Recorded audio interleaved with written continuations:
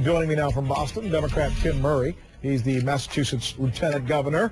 And from Washington, Doug Heye. He's the Republican communications strategist. Doug, hi. Thank you. Pardon me. Well, let me start with you, Doug.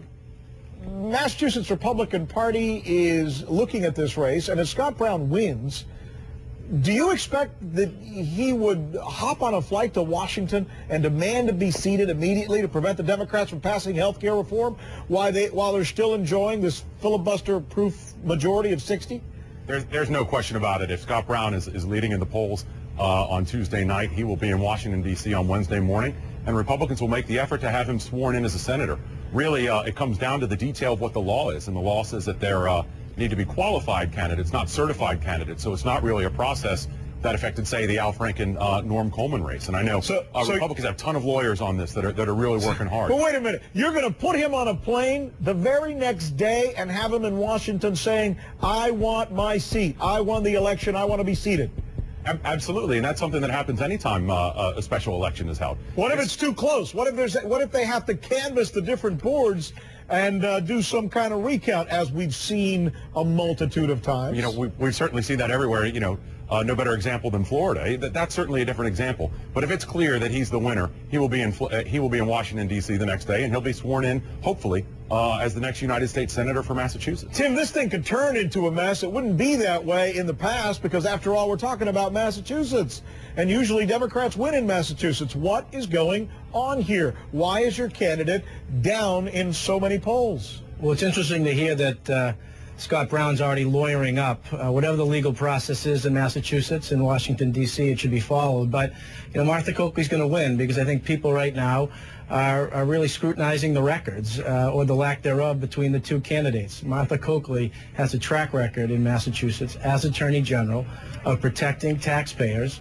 Scott Brown has raised taxes, $300 million back in 2003, voted for a gas tax. Martha Coakley is the only candidate in this race that has never raised the tax. Then why isn't she winning, Tim? She should be killing this guy. She's in Massachusetts. She's a Democrat. It's Ted Kennedy's seat.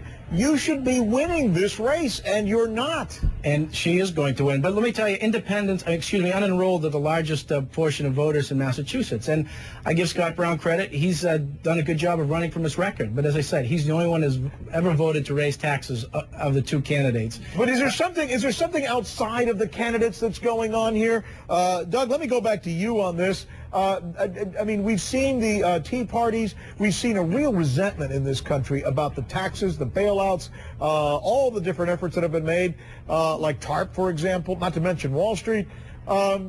Is that what's really fueling the anti-Democrat resentment that we may be seeing in Massachusetts? Yeah, we're seeing it in Massachusetts. We're seeing it all over the country. Voters are dissatisfied, especially independent voters. A lot of voters who voted for Barack Obama in 2008 are not happy with what's going on, and that's why if you're a conservative, you're a Democrat representing a conservative district or a swing district, you've seen what the political landscape is going to be in 2010, and it's not pretty for you. Does that mean, Tim? Does that mean, Tim, that if Martha Coakley was a Republican right now, she would be doing well simply because, in other words, it's that big D in front of your name that's going to hurt you no matter who you are in this country? And is this going to be the first showing of that? Well, Rick, I don't necessarily agree with that. I think when people you talked about the corporate excesses and people's frustration.